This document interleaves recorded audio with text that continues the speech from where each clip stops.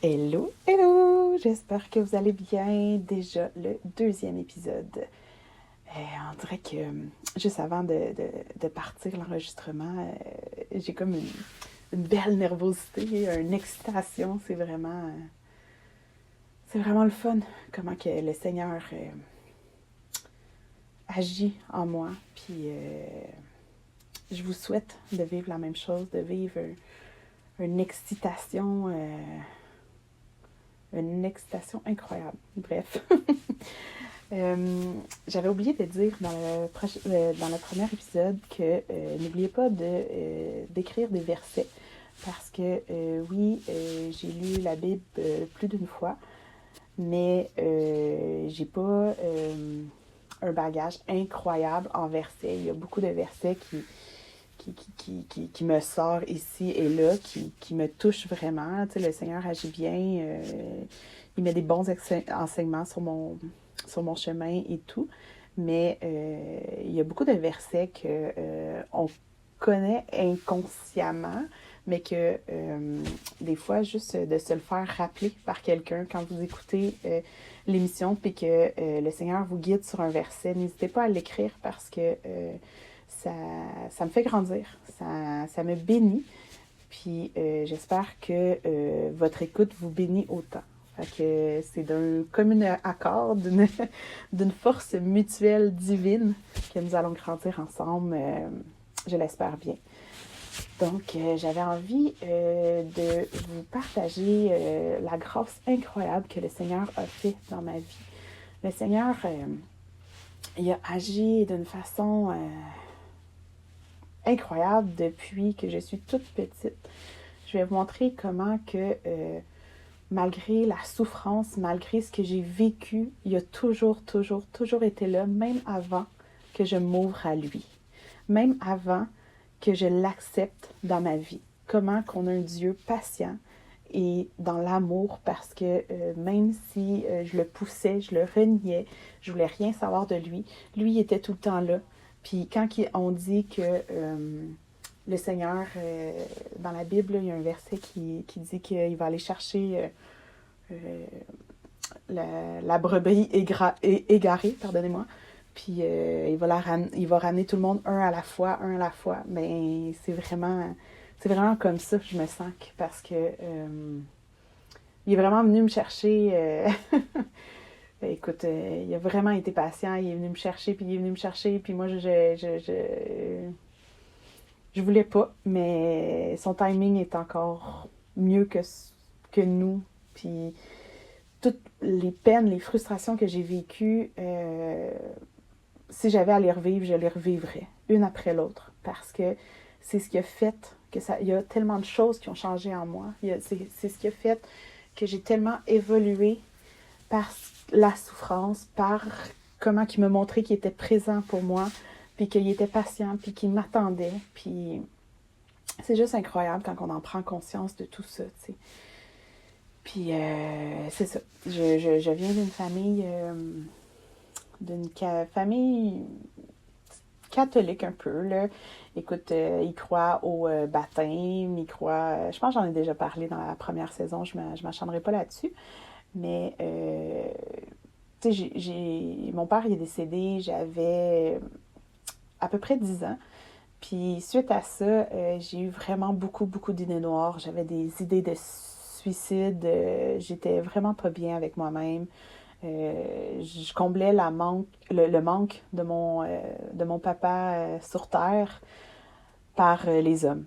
J'ai tombé dans vraiment les hommes. Puis c'était vraiment éphémère parce que j'étais bien le temps que ça durait, le moment que on était ensemble, puis je revenais chez moi toute seule, puis j'étais pas plus heureuse. Quand on n'est pas avec le Seigneur, tout est éphémère, tout ne dure pas, tout est une question de moment présent, puis après, on se ressent vide. Puis à chaque fois que j'avais des idées noires, puis j'ai tout le temps eu une force quand même de me dire « Oh non, là, je me sens vraiment pas bien, je vais aller me coucher, puis ça va passer. » Puis le soir, quand je me couchais sur mon oreiller, j'espérais parler à mon papa sur terre qui est décédé. Puis je disais, papa, aide-moi, papa, aide-moi. J'ai dit, je veux pas ces idées-là, c'est difficile. Puis je me relevais le lendemain tout le temps avec une soif de vie, comme si j'avais jamais eu d'idées noires. Puis après, ben ça revenait. Puis tu sais, c'était jamais constant.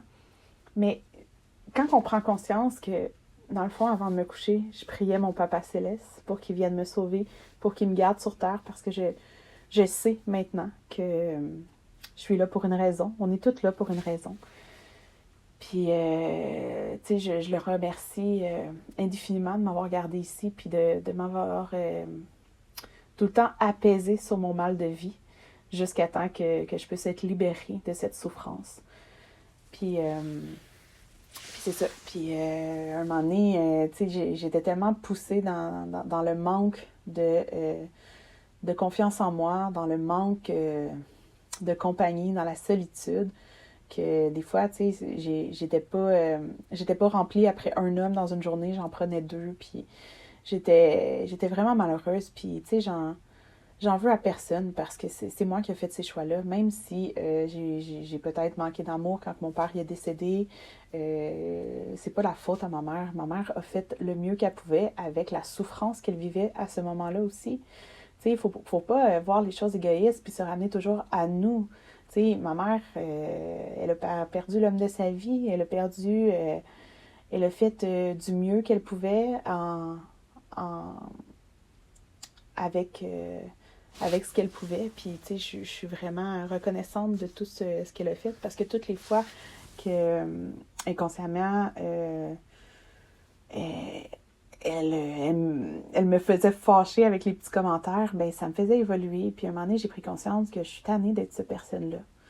Puis, présentement, je sais que je priais tout le temps, mais j'étais tout le temps à penser pourquoi je suis pas capable d'être une bonne personne. Pas que je suis une mauvaise personne, mais pourquoi je peux pas être une personne qui est appréciée des gens. Pourquoi les gens me mettent tout le temps de dos, j'ai le feeling qu'ils ont peur de moi, mais dans mon enfance, j'ai vraiment, vraiment été méchante, puis j'ai demandé pardon à beaucoup de gens. Parce que la personne que j'étais, j'avais un mal en dedans de moi, puis j'avais besoin d'humilier les autres pour me sentir mieux, puis faire rire mes amis. Mais en réalité, c'est moi qui se faisait... Tu sais, je blessais la personne à qui j'avais des propos méchants, mais je me blessais en dedans de moi aussi, parce que cette personne-là, j'avais pas envie d'être ça. Mais on se donne une personnalité, on se donne une façon de faire les choses juste pour les autres. Puis moi, j'avais juste envie d'être dans la douceur et l'amour pour les autres, mais j'étais incapable au secondaire ou au primaire d'être cette personne-là parce que j'avais pas appris que je devais faire les choses pour moi et non pour les autres. Parce qu'on vit dans un monde qu'on a besoin d'être valorisé par les autres, être aimé par les autres. Mais quand on réalise que la seule amour qu'on veut et qu'on a besoin, c'est celle du Seigneur, tout change. Parce que j'ai appris à m'appuyer sur mes propres forces. Les événements que j'ai vécus m'ont appris à me fier qu'à mes propres forces. Maintenant, depuis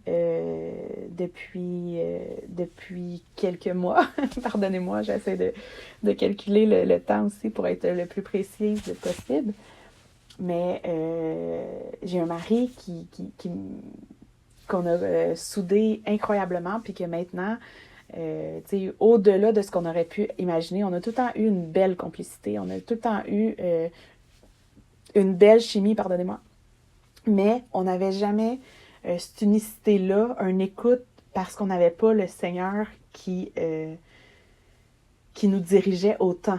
Il nous dirigeait depuis qu'on a été baptisés, mais pas à cette puissance-là.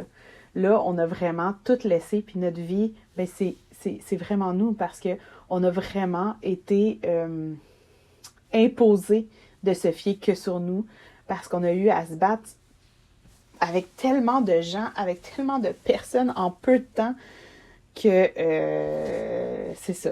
Mais on est libérés, tu sais, on est vraiment bien. Puis je prie que vous puissiez rencontrer vraiment votre... Tu sais, on sait que notre âme sœur, c'est le Seigneur. qu'on veut aller au ciel avec lui. Mais sur terre, on doit avoir une personne à qui on peut se confier. Oui, on peut se confier. Comprenez pas qu'il faut absolument quelqu'un. Le Seigneur comble tout ça. Mais je prie qu'il mette quelqu'un sur votre chemin qui vous comprend parfaitement, puis qui vous aide à cheminer, puis qui vous porte à la réflexion dans la douceur au lieu de vous imposer des choix qui pensent bon pour vous. Parce qu'en réalité, personne ne vous connaît mieux que le Seigneur. Quand quelqu'un vous dit que vous devriez faire ça, priez. Parce que la plupart du temps, quelqu'un vous impose par la chair quelque chose, mais qui ne vous connaît pas. On ne connaît jamais quelqu'un parfaitement parce qu'on vit dans un monde qu'on essaye tout le temps d'être quelqu'un d'autre. Le seul qui nous connaît parfaitement, c'est le Seigneur. Donc, ayez tout le temps le zèle de prier, tout le temps quand quelqu'un vous dit quelque chose. Qu'est-ce que je dois retenir, Seigneur? Qu'est-ce que tu veux changer? C'est avec un cœur ouvert que j'ai envie de changer. Montre-moi comment changer. Ça se peut que ça soit fait le lendemain. Ça se peut que ça soit fait dans 1 semaine, dans 2 semaines, dans 3 semaines, dans 1 an, dans 2 ans, dans 3 ans. Peu importe. Ça va être fait parce que vous l'avez demandé. Puis si ça va pas assez vite, ben redemandez-le. Sinon, demandez à ce qu'ils mettent quelqu'un sur votre chemin pour qu'il vous aide à prier pour ça. Parce qu'on doit être là les uns pour les autres. J'ai besoin de vous qui me présentez des versets. Puis je pense, en toute humilité, que vous avez besoin d'entendre ce que j'ai envie de vous partager. De voir que même si vous êtes en bas, si vous gardez votre foi, vous gardez votre maison sur du roc, que votre fondation est basée sur quelque chose de fou, qui est la parole, la Bible, ben, tout se fait parfaitement. Tout se fait parfaitement. Donc, pour aujourd'hui, ça va être assez. J'ai quand même parlé un peu de mes idées suicidaires, que vraiment, écoute, c'est, je crois, à l'âge de 28 ans qui m'a libérée de tout ça.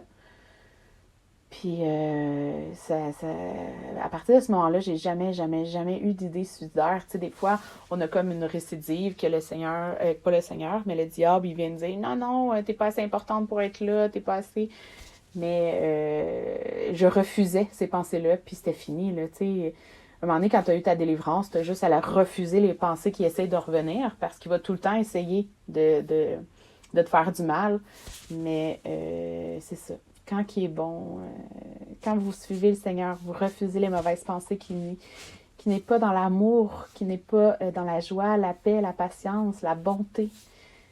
C'est vraiment bénéfique. Donc, je vous souhaite une belle journée, une belle soirée, une belle nuit, peu importe le moment que vous m'écoutez. Mais je vous aime et soyez abondamment bénis.